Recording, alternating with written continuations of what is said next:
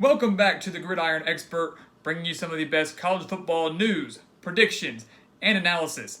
And if you haven't already, go check out all the links that we have in our description below, where you can go follow us on Twitter and Instagram at Gridiron Expert.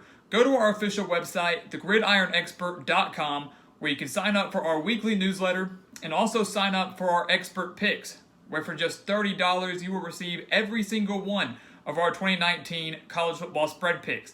And our week 1 spread picks have already been posted on our website, so make sure you don't miss out on that extra content and you go and sign up today. And of course, also sign up for our ESPN College Pick'em group, where you can become an expert by beating the expert. Don't miss out any of the fun and any of the extra content. Check out all the links in our description below and get signed up for all those things today. Now, as we all know, college football is officially underway. Week 0 took place last Saturday, and Week 1 gets kicked off tonight, this Thursday. But the majority of the Week 1 games will take place this Saturday.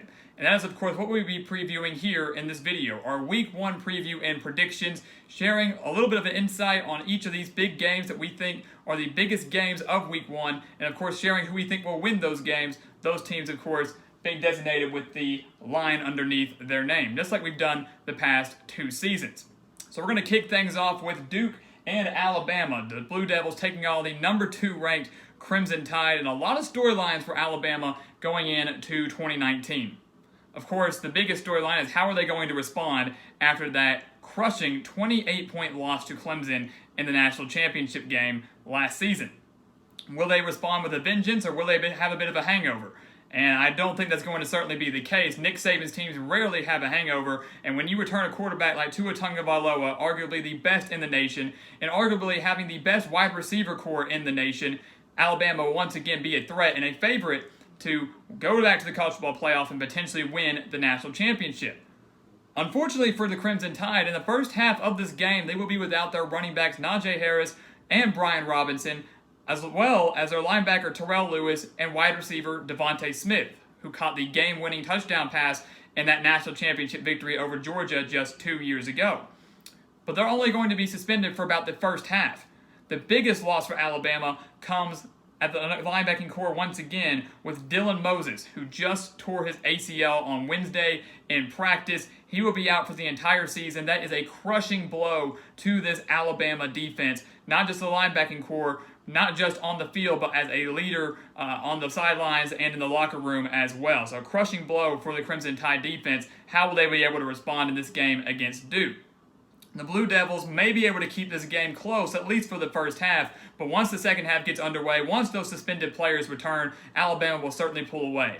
The Blue Devils are without their all-star quarterback in Daniel Jones, who was the number 6 overall pick in last year's NFL draft. They bring back Quentin Harris, who had plenty of playing experience when Daniel Jones was out with an injury last year, but that's just about all the Blue Devils return in 2019.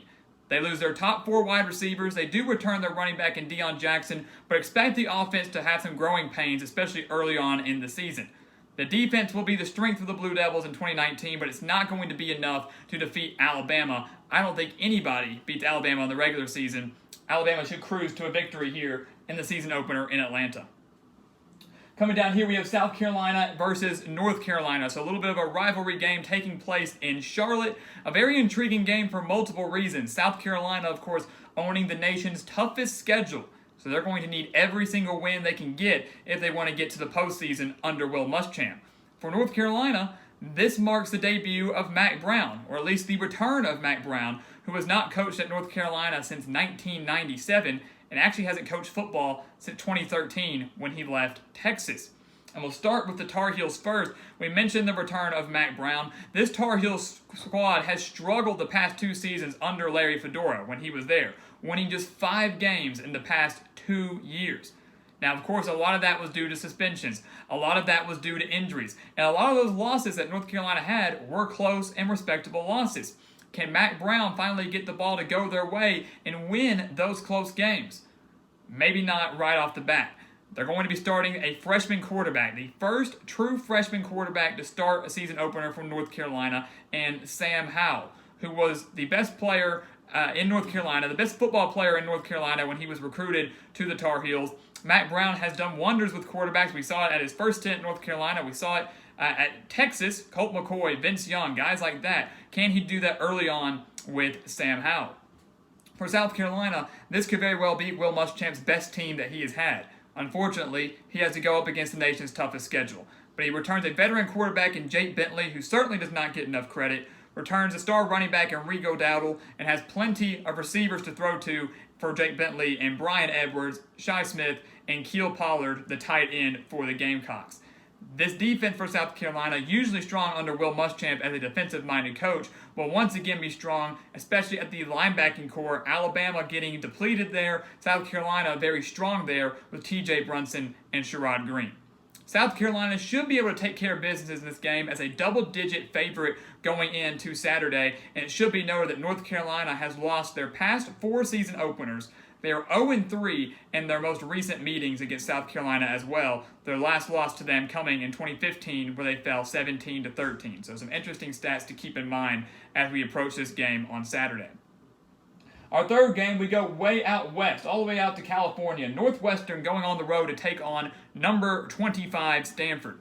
A very intriguing game for multiple reasons, mostly because of the quarterback battles and the quarterbacks that we will see here between the Wildcats and the Cardinal. Northwestern, of course, bringing in Clemson transfer Hunter Johnson. And he hasn't even been named the starter yet for the Wildcats, but it's almost a foregone conclusion that he will be the starter when Northwestern takes on the Cardinal on Saturday afternoon. It's either going to be him or it's going to be T.J. Green. But more than likely, it will be Hunter Johnson. Pat Fitzgerald has just yet to go out and release that yet. But the Wildcats surprised everybody last year by struggling in the non-conference, but really getting up and picking up steam in Big Ten Conference play and winning the Big Ten West. They have the team to do that again in what will be a wide-open Western division, but I think Northwestern can hit their stride in 2020. I don't think 2019 is where they're going to thrive this season, especially with a brand-new quarterback going on the road to face off against Stanford, who has one of the better quarterbacks in the entire Pac-12, in KJ Costello. And should keep in mind, it's just 24-7 at home over the past 5 seasons. So Stanford, a very difficult place to play. And out of those 7 losses, none of those have come in out-of-conference games.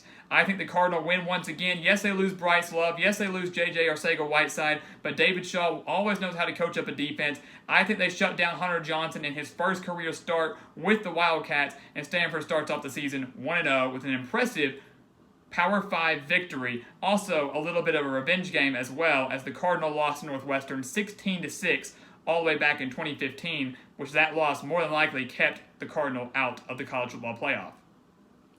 Then we have what could be one of the more sneaky and most best games of Week 1. Not a lot of people are talking about it. Boise State taking on Florida State in Jacksonville. Now, this game could either be really good because it's going to be very high scoring, and both teams will be drastically improved, more so Florida State, or it could be really good because it's going to be very sloppy and low scoring. It could go either way here. We'll start with Boise State, who has a lot of questions and holes to fill going into 2019. They lose their star quarterback, Brett Rippon. They lose their star running back, and Alex Madison. And they lose their top 2 wide receivers. Brian Harsin is going to have to start a freshman quarterback, a true freshman quarterback, and Hank Bachmeier. And while we've usually seen Boise State have potent offenses in the past, this Boise State defense could very well be the strength of the Broncos in 2019.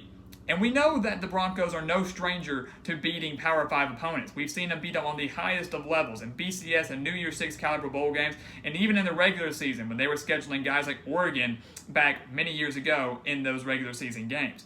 But Boise State, I do think, takes a bit of a step back. It's still a Mountain West title contender, but maybe not a contender to beat Power 5 opponents, at least not in Week 1, as they go up against a Florida State squad that went a disappointing 5-7 in 2018, snapping their 36-year bowl streak and having their worst defense points per game wise since 1973. Willie Taggart already on the hot seat, entering just his second year down in Tallahassee. He's going to need a big win in Week 1, and I think he gets it. James Blackman gets the nod at quarterback over the transfer from Wisconsin and Alex Hornibrook. I think he surprises a lot of people, also paired up with a very powerful running back in Cam Akers. Florida State will bounce back across the board in 2019, and they open with a win over a good Boise State squad.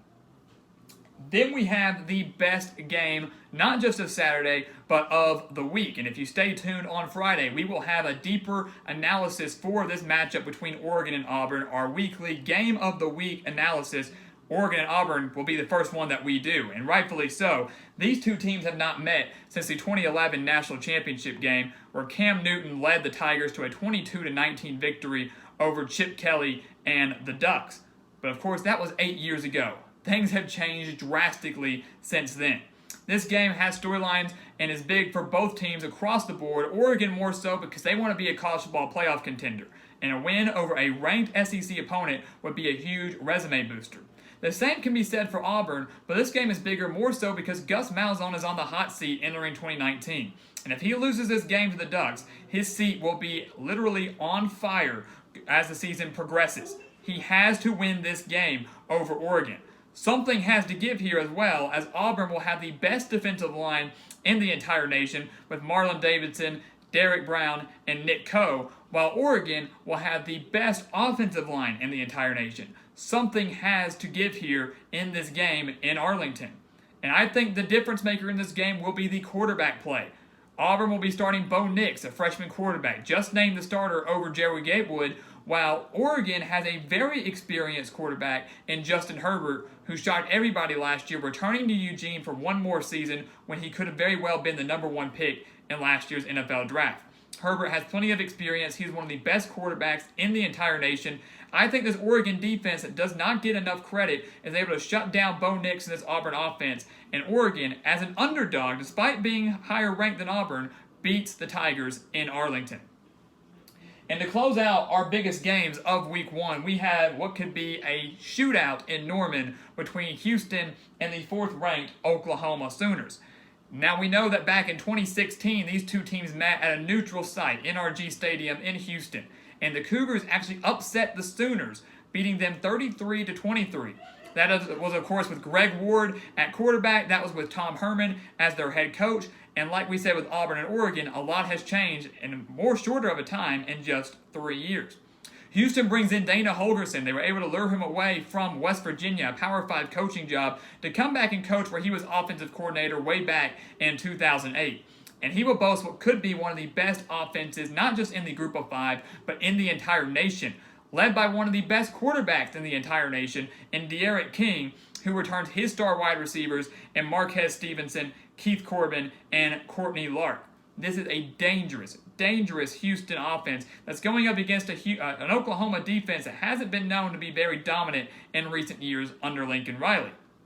Oklahoma, on the other hand, brings in Jalen Hurts, the transfer quarterback from Alabama, has a star wide receiver as well in C.D. Lamb, and has a powerful running attack with a 1-2 punch in Kennedy Brooks and Trey Sermon.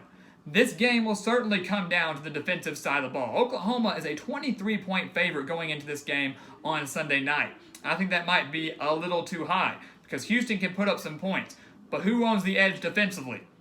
That is, of course, Oklahoma, a team that returns 8 starters on defense and knows how to commit and knows how to get turnovers. They know how to force turnovers more so than Houston, who did not have that many takeaways in 2018. Oklahoma wins the turnover battle, gets the stops when they need it the most, forces Houston into more errors. This game at Norman, I don't see the Sooners losing it. Expect a shootout in this one. Take the over if you're a betting man, but Oklahoma gets the win over the Cougars. A little bit of revenge after that loss they were dealt in 2016. So here you have it, our 6 biggest games going into Week 1. 5 of these games, of course, being played on Saturday. Houston and Oklahoma, of course, being played on Sunday. And we will do this every single week, much like we have done the past 2 seasons, where we will preview our biggest games of each week, tell you who we think is going to win, give you some in-depth analysis, and of course, we'll have our weekly recaps as the season progresses as well. And you're not going to want to miss any of those over the course of this entire college football season. So stay tuned for our Game of the Week analysis between number 11 Oregon and number 16 Auburn. That will come out tomorrow. Enjoy your football on Thursday. We have 5 straight days of college football. It's finally back, it's nonstop, and so will the content here at The Gridiron Expert. So once again, thank you for watching us here on YouTube. Go check us out on Twitter and Instagram at Gridiron Expert. Go check out our official website, thegridironexpert.com, where you can sign up for our weekly newsletter and sign up for our expert picks, where for just $30 you can get every single one of our 2019 college football spread picks, including the postseason. That includes Week 1 all the way through the postseason. I promise you're not going to want to miss out on that exclusive content. Go sign up for our ESPN College Pick'em group. The link's in the description below. And as always, thank you for watching us here. Please continue to like, comment, and subscribe. And we will see you next time on The Gridiron Expert.